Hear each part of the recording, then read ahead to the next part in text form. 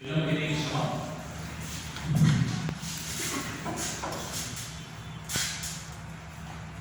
अगर कोई सरकार सिर्फ और सिर्फ विज्ञापन के सहारे चलती हो, पैकेजिंग के सहारे चलती हो, अंदर कुछ नहीं हो, सिर्फ सुंदर सा रैपिंग पेपर और रिबन बंधा हुआ हो, तो उसमें थोड़ा सा हम सबको कंफ्यूजन होगा कि हम किसकी बात कर रहे हैं। क्योंकि दो सरकारें ऐसी हैं, एक केंद्र सरकार जिसमें सिर्फ और सिर्फ पैकेजिंग है, कोई कंटेंट नहीं, और दूसरी दिल्ली में बैठी सरकार अरविंद केजरीवाल की सरकार।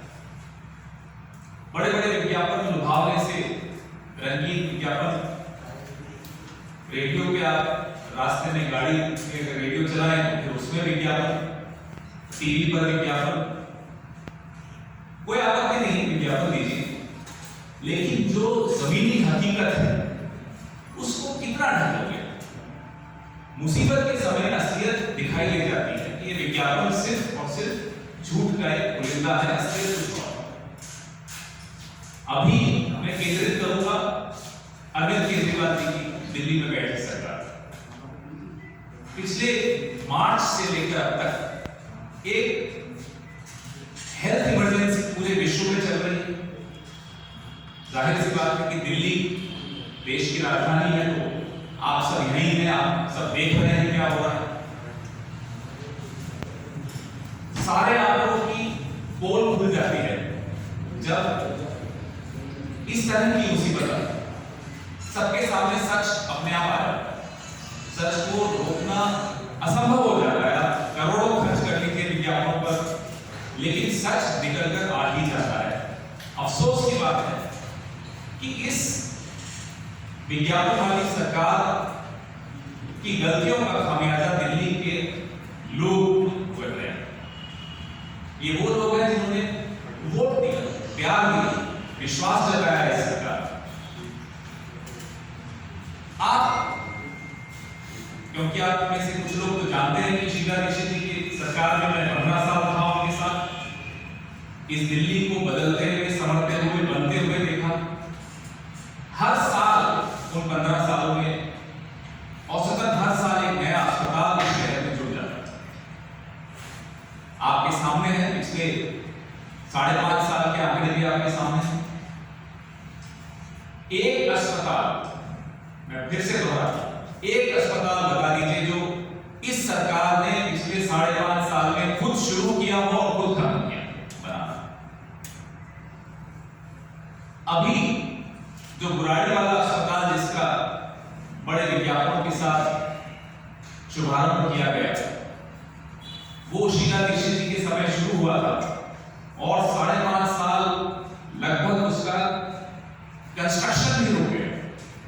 फिर हमारे प्रदेश अध्यक्ष अनिल चौधरी जी और हमारे प्रदेश के जो कर्मठ नेता और कार्यकर्ता हैं उन्होंने दबाव डाला, आंदोलन किए, एक्सपोज किया इस सरकार को कि जो काम पहले से शुरू हो गए कम से कम उन्हें तो खत्म कर दीजिए, आप अपने नहीं शुरू कर पा रहे समझना। फिर जाकर वो अस्पताल खुले। जो इस सरकार का 4 साल का स्वास्थ्य सेवाओं पे खर्च है वो जीएसडीपी का 0.80%। हमारे वक्त वो 0.84 होता था, उसको भी घटा दिया, जबकि यहाँ पॉपुलेशन का प्रेशर बढ़ गया है, डिमांड बढ़ गई है स्वास्थ्य सेवाओं की, उसके बावजूद बढ़ाने की जगह घटा दिया। आपको समझ में आ रहा होगा कि जब घटाया जाता है तो कहां बढ़ाया, विज्ञापन बढ़ गए हैं, पैकेजिंग तो सुंदर बनाया जा रहा है, ये खर्च सारा वहां होता है। जो स्वास्थ्य सेवाएं के काम दिल्ली के नागरिक को, मुझे, आपको चाहिए होती हैं, वहां से पैसा निकाल कर अपनी छवि निखारने के लिए खर्च किया जाता है। अब इस साल दूर की बात नहीं करते क्योंकि इस साल तो पैंडेमिक चल रहा है, हम अभी नवंबर में हैं, 11वें महीने में हैं इस साल, और इस साल जितना खर्च करना चाहिए था उसका 25% खर्च। इससे ज्यादा चौंकाने वाला आंकड़ा मुझे इस पूरे कागज में नहीं दिखा कि जब सबसे ज्यादा आवश्यकता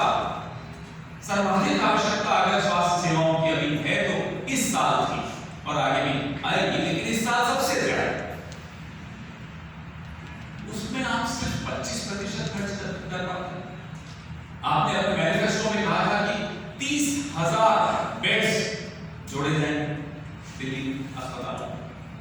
आपने किया 5 साल में 776 बेड्स आप ऐड किया सरकारी अस्पताल।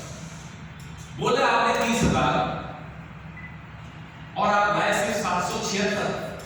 अब ये आंकड़े विज्ञापनों में आपको नहीं दिखेंगे, ये आंकड़े आपको लुभावने भाषणों में नहीं सुनाई देंगे।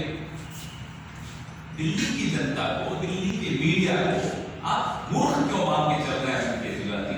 इसका जवाब आप जरूर दीजिए। निजी अस्पतालों में 7,326 बेड पिछले 5 सालों में दिल्ली में आए। शीला जी के सरकार के 15 साल में यह आंकड़ा अलग है, आपको तुलना करने में बड़ी आसानी रहेगी। दिल्ली में सिर्फ निजी का ही आंकड़ा ले लेते हैं, निजी और सरकारी मिलाकर शीला दीक्षित जी के वक्त क्या हुआ? 15 साल में 24,025 बेड्स को बढ़ाकर 47,398 बेड्स, मतलब 1,558 बेड पर ईयर। ये भी आंकड़े सबके सामने हैं, और ये कोई ऐसे आंकड़े नहीं जो हवा से लाए जाते हैं, सामने कोई गिन सकता है। आंकड़े सरकारी डेटा में है, इनकी अपनी सरकार के डेटा में। उसमें भी जो निजी क्षेत्र में भी जो बेड जुड़े थे, सबसे ज्यादा कंट्रीब्यूशन उसमें दिल्ली सरकार की थी। आज इस सरकार पे आ जाइए, पिछले 5 साल में 1465 बेड्स प्राइवेट और सब मिलाकर पर ईयर बढ़ाए गए, और उसमें सबसे ज्यादा कंट्रीब्यूशन प्राइवेट की है, सरकार की नहीं। क्योंकि सरकार का पैसा, जैसा कि मैंने आपको बताया, कहां खर्च हो रहा है? अपनी छवि दिखाने में खर्च हो रहा है। कोई अस्पताल, आज मैं चाहता हूं हमारे जो मित्र सामने बैठे हैं, पत्रकार प्रबुद्ध लोग हैं, जरूर पूछिएगा आज अरविंद केजरीवाल जी, कोई मंत्री अगर आपके सामने पड़ जाए तो, कि एक अस्पताल का नाम बताइए जो आपने खुद शुरू किया हो और आपने खुद खत्म किया हो पिछले 5.5 साल। ये पूछना बनता है, पूछिएगा, और अगर उत्तर मिले तो हमें भी बताइए। 3 अस्पताल थे जो हमारी सरकार जाने से पहले शुरू हुए थे। मैंने आपको जैसा बताया, अंबेडकर नगर का, बुराड़ी का दबाव यहां से जब बहुत ज्यादा हो गया, पब्लिक के सामने एक्सपोज होते चले गए कि आप क्यों नहीं शुरू कर पा रहे, तब जाकर शुरू हुए। और अंबेडकर नगर में 200 बेड्स अभी फंक्शनल हो पाए, और बुराड़ी में 320 बेड्स शुरू। सैंक्शन कितना था? अंबेडकर नगर में 600 और बुराड़ी में 748। आप शुरू भी नहीं कर पा रहे हैं, 1/4 आप शुरू कर पा रहे हैं। ये आपकी स्थिति है, या तो वित्तीय प्रबंधन में समस्या है, या नियत में समस्या है, या आपको सरकार चलाना नहीं आता। तीनों में से क्या उत्तर है? आप दिलवाइए दिल्ली की जनता।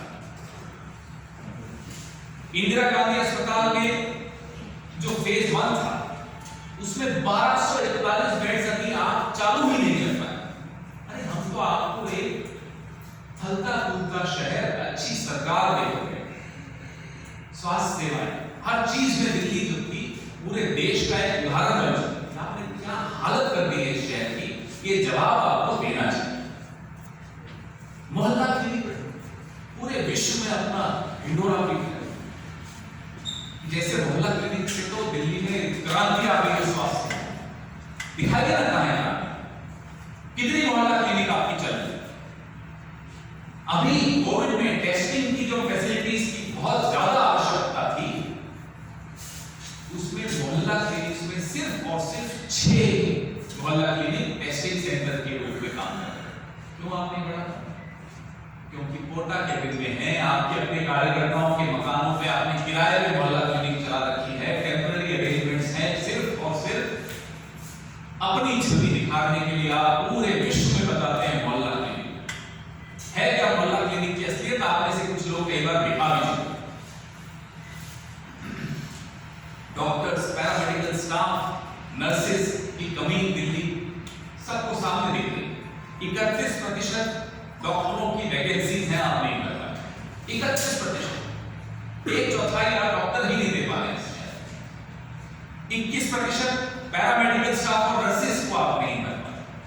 बेरोजगारी भी है, डिमांड भी है, आप तो नहीं कर पाए। इंफ्रास्ट्रक्चर भी हम देकर गए आप, फिर आप तो नहीं कर पाए। shows the lack of commitment to government। आप में प्रतिबद्धता नहीं है इस सरकार को चलाने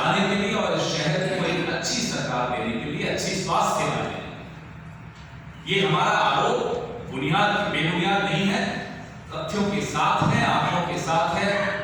उम्मीद करते हैं कि आप इस शहर को उत्तर देंगे कि आप ये क्यों नहीं कर पाए। ये स्थिति हो गई कि अब 4th ईयर के और 5th ईयर के एमबीबीएस बच्चों को, जो पढ़ रहे हैं, छात्र छात्राओं को, डेंटिस्ट को, उनको हमने बोला, सरकार को बोलना पड़ा कि आइए सहायता कीजिए डॉक्टर्स, क्योंकि आप वैकेंसीज नहीं फिल कर पा रहे।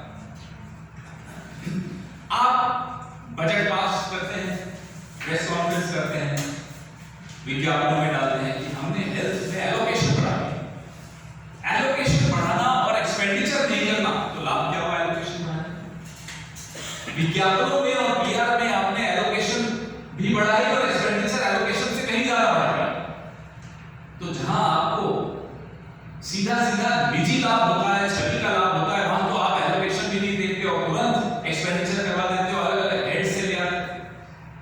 जहां देश की राजधानी के लोगों का लाभ होना हो, वहां आप एक तरह से चोरी कर रहे हैं स्वास्थ्य सेवाओं से कहीं और खर्च करने। फिर एलोकेशन का लाभ किसको मिल रहा है बताइए, जब एक्सपेंडिचर नहीं हो रहा।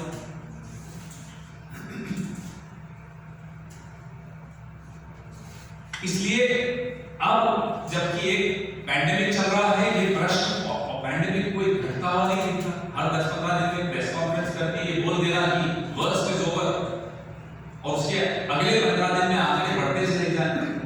बीमारी की, इन्फेक्टेड लोगों के आंकड़े, जो मर रहे हैं, मोर्टेलिटी के आंकड़े, हर चीज बढ़ती चली जाए, और उसके बाद आप सिर्फ विज्ञापन में देखो मास्क जरूरी है, ये सब से काम नहीं चल रहा, क्योंकि आपने बुनियादी काम नहीं किया और जो बुनियाद बनी हुई थी उसको आपने खोखला कर दिया। आपके प्रश्न पहले मैं उम्मीद करूंगा कि इसी मुद्दे पर रखें तो अच्छा रहेगा। मोहल्ला क्लिनिक्स पर मैं आपसे भी उम्मीद करूंगा कि आप थोड़ा सा, क्योंकि मैं देखता हूं एक अगर कोई पेशेवर लोग हैं, प्रोफेशनल्स हैं जो निडरता से काम कर रहे हैं इस पैंडेमिक में भी, मैं उनको कुछ चेहरे देख रहे हैं, यहाँ बिहार में भी देखा और यहाँ दिल्ली में तो दिन भर सुबह से शाम तक सड़क पर काम कर रहे हैं, वो है हमारे पत्रकार। आपसे मैं ये उम्मीद करूंगा जैसा कि आप अच्छा काम कर ही रहे हैं, दिल्ली का भला हो जाएगा अगर आप इस मोहल्ला क्लिनिक नामक जो एक मिथ्या है उसको भी सबके सामने लाएंगे। क्योंकि उन्होंने कहा था कि 1000 मोहल्ला क्लिनिक्स लाएंगे, अभी 203 चल रही है, जो हमारे आंकड़े हैं, सरकारी आंकड़े हैं, सबके सामने आंकड़े हैं। आप उनकी भी असलियत जरूर सामने लाइएगा, क्योंकि ये असलियत इस दिल्ली का बदला हो जाएगा अगर सबके सामने आए। आपके प्रश्नों का सर, प्रधानमंत्री जी जो वैक्सीन यात्रा के लिए गए हुए हैं, क्या कहते हैं, 3 शहरों में, उसके बारे में क्या कहना चाहेंगे? मुझे मालूम था कि जब मैं बोलूंगा कि विज्ञापन वाली सरकार है तो हम सब कंफ्यूज हो जाएंगे किसकी बात कर रहे हैं। मैं वैसे तो अभी केजरीवाल की बात कर रहा था, लेकिन आपका प्रश्न बिल्कुल वाजिब है। आप हर चीज को इवेंट मैनेजमेंट से क्यों चलाते हैं? ठोस कदम दिखाइए। आपने कहा 21 दिन में समस्या का हल हो जाएगा, हम जीत लेंगे, कोविड हार जाएगा। लोगों ने आपकी बात को गंभीरता से लिया, कुछ लोगों ने लिया, हम और आप तो नहीं लेते इनकी बात गंभीरता से, लेकिन कुछ लोगों ने लिया, उनके साथ वो ठगा हुआ अपने आप को महसूस कर रहे हैं। अब आप फिर से एक नया अपने 3 शहरों की यात्रा कर रहे हैं, इसलिए 3 दिन से हेडलाइन बनाने की कोशिश कर रहे हैं। हेडलाइन बनाने से आपको लाभ होगा, देश को लाभ नहीं। आप, राहुल गांधी जी ने आपसे कुछ प्रश्न पूछे हैं, देश आपसे कुछ प्रश्न पूछ रहा है कि आप वैक्सीनेशन जो आएगी, कोविड की वैक्सीन आएगी, उसका कैसे आप उसको एलोकेट करोगे, किस वर्ग को कब मिलेगा? हम भी समझते हैं, मानते हैं और ये जानते हैं, पूरे विश्व में ये एक उदाहरण है, लोग ये बात कर रहे हैं कि पहले हेल्थ सर्विसेज प्रोफेशनल्स को मिलनी चाहिए, बिल्कुल मिलनी चाहिए, बुजुर्गों को मिलनी चाहिए, बिल्कुल मिलनी चाहिए। लेकिन भारत सरकार को भी एक स्पष्ट नीति सामने लानी होगी कि आप उस वैक्सीन का बंटवारा, एलोकेशन कैसे करोगे, किन स्टेजेस में करोगे। आपको इन सब चीजों की बैठकें लेनी चाहिए। प्रचार बाद में करिए, काम पहले करिए। हमारा प्रधानमंत्री जी से भी यही निवेदन है जो माननीय मुख्यमंत्री दिल्ली से। सर, ये 9000 डेथ्स हो चुकी हैं दिल्ली में कोरोना के और 10,000 की ओर हम बढ़ रहे हैं, and still Delhi government is not clear about how to tackle it and what is the step forward. As I exposed through data, as I exposed the health of the health services of Delhi, your question is very valid.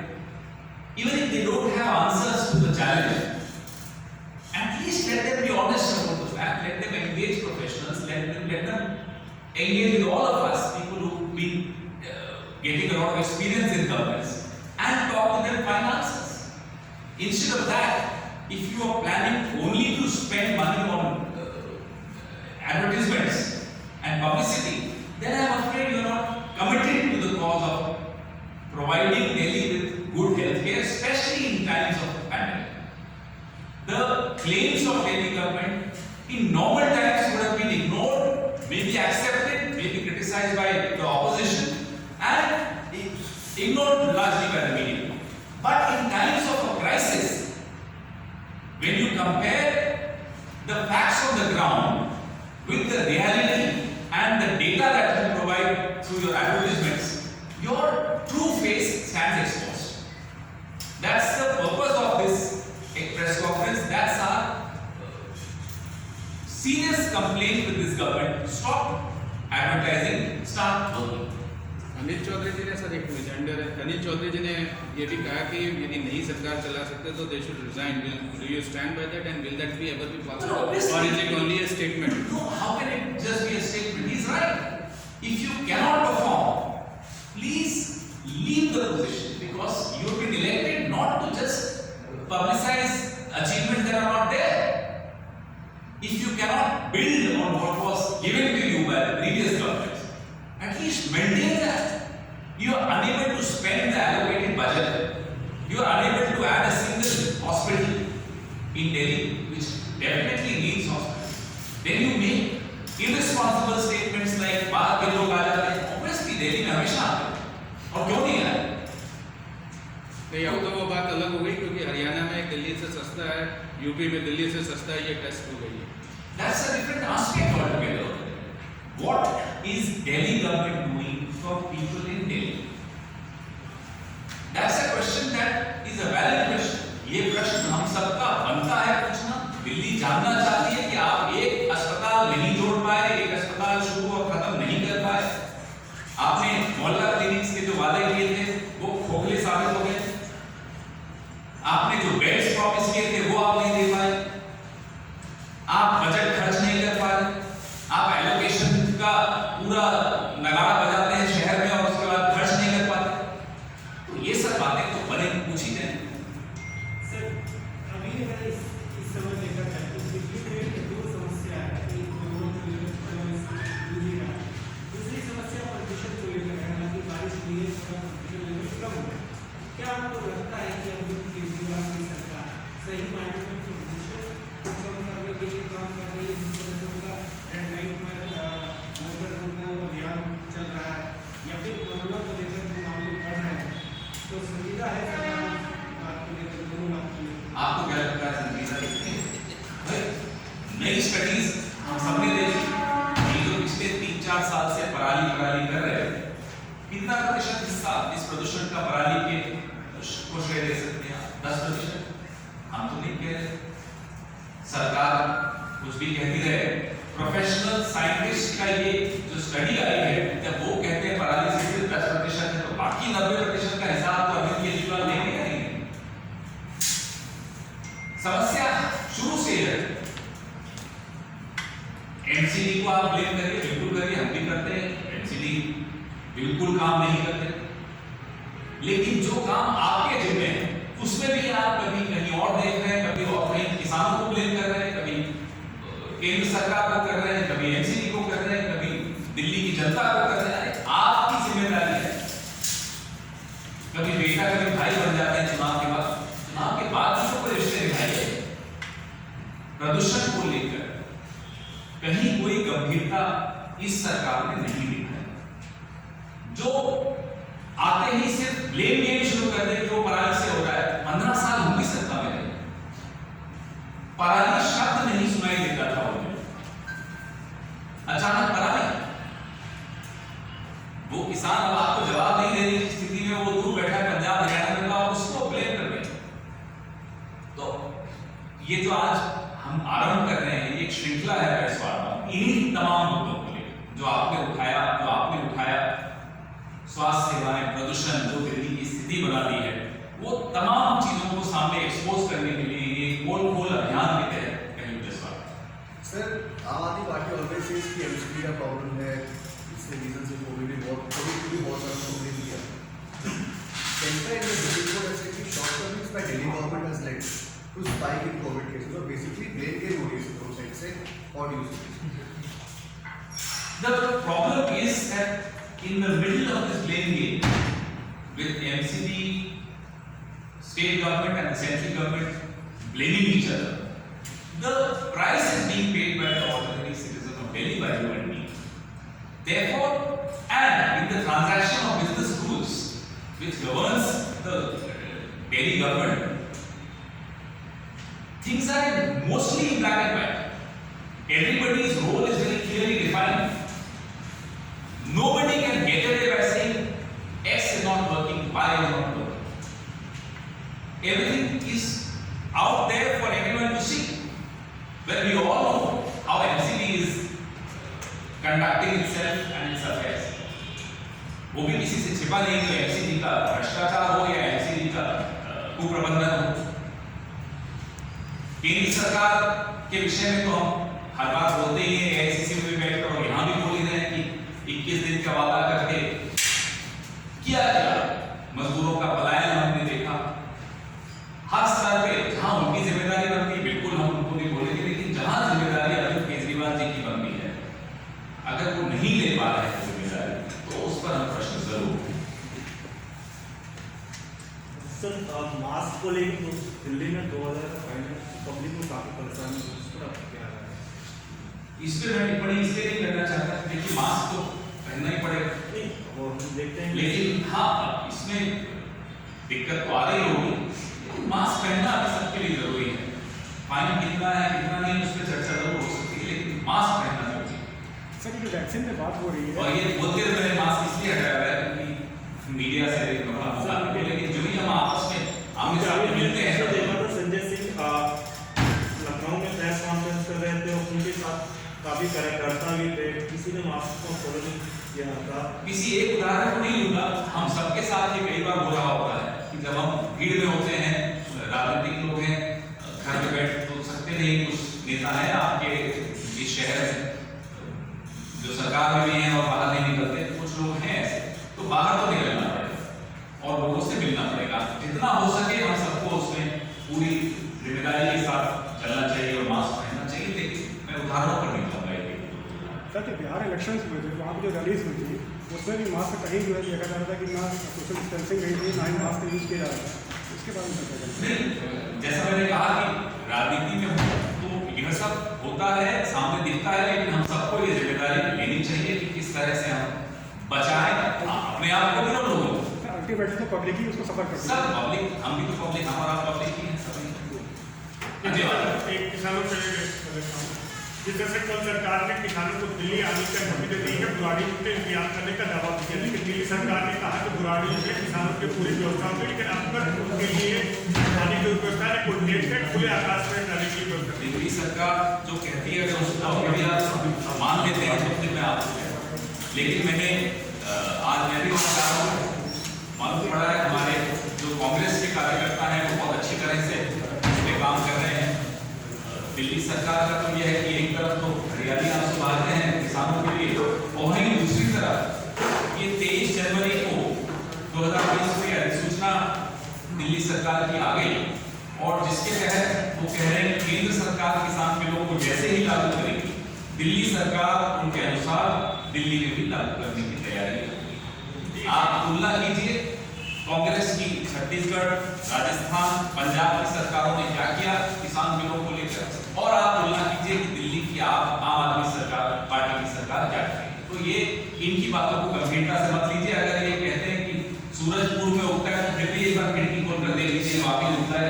Sir ground के बाहर party के posters लगा दिए गए, काफी विधायकों के posters लगे हुए हैं।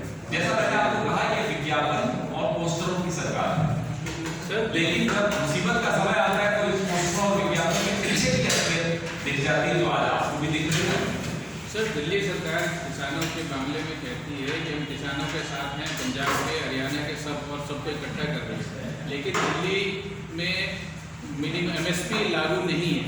नरेला में जो मार्केट है वहाँ पे जो मंडी है वहाँ पे MSP से कम के दाम पे अनाज खरीद हो रही है, वो दिल्ली सरकार का मंडी है। पहले तो दिल्ली सरकार से आप यह पूछिए कि ये किसान बिलों के आपने खिलाफ बहुत बोला, अब आप ये क्या कर रहे हैं?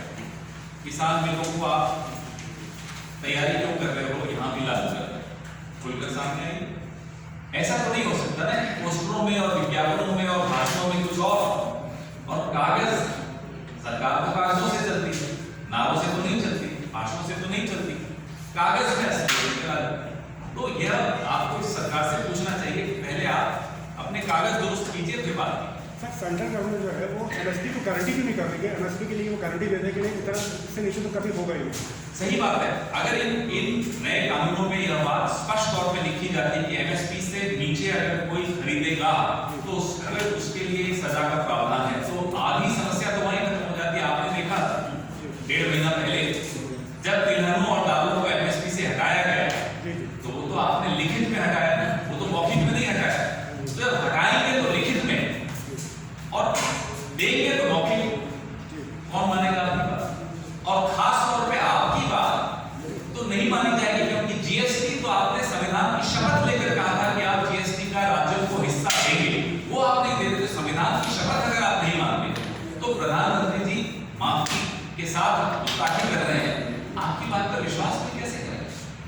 क्या सर इससे ब्लैक मार्केटिंग मतलब रुकेगी क्या? अगर पास किया है, अगर सरकार की देखरेख समाप्त हो जाए, कृषि उपज की व्यापार पर जो होती है मंडी के मार्फत सरकार की देखरेख होती है, मंडी से कौन सा अनाज कितनी मात्रा में कितनी कीमत पर किसने खरीदा, यह लेखा जोखा मंडी के मार्फत सरकार के पास पहुंचता है।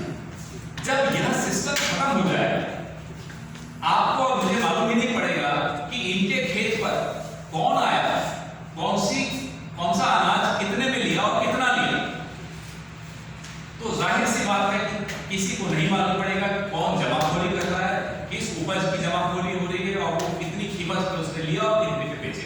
यह बहुत छोटे में मैं आपको हमारी जो आपत्तियां हैं इन 3 कानूनों को लेकर, यह जो आपने प्रश्न पूछा उसी में वो आपत्ति नहीं है। सर आज तक विपक्ष एक आरोप लगा रहा है कि कांग्रेस 2 गुटों में बंटी है, तो उस पर कितनी सच्चाई है और आपकी क्या प्रतिक्रिया है? कहां कौन सी कांग्रेस की बात करें? दिल्ली की, केंद्र की? केंद्र सरकार पे कह रहे हैं केंद्र की कांग्रेस। मुझे दो गुटों में बंटी है। उसी गुट में जिस तरह से सिब्बल जी का स्टेटमेंट आ रहा है कि हमें जमीनी स्तर पर काम करना है, कांग्रेस पार्टी।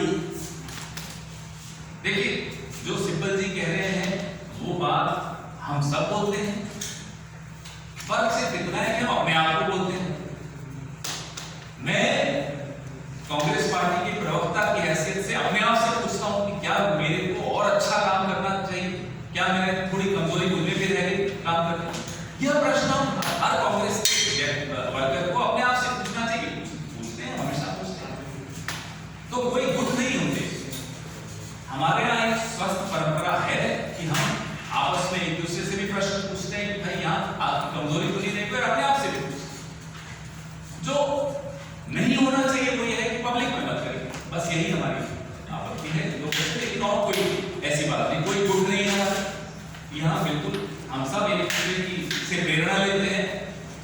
सिब्बल जी हमारी बहुत सालों से मार्गदर्शन किया है उन्होंने, उनसे भी हम बहुत कुछ सीखे हैं। हम सब ऐसे कोई गुट नहीं है, ये गुट सिर्फ मीडिया में दिखते हैं, हमारी पार्टी में। धन्यवाद।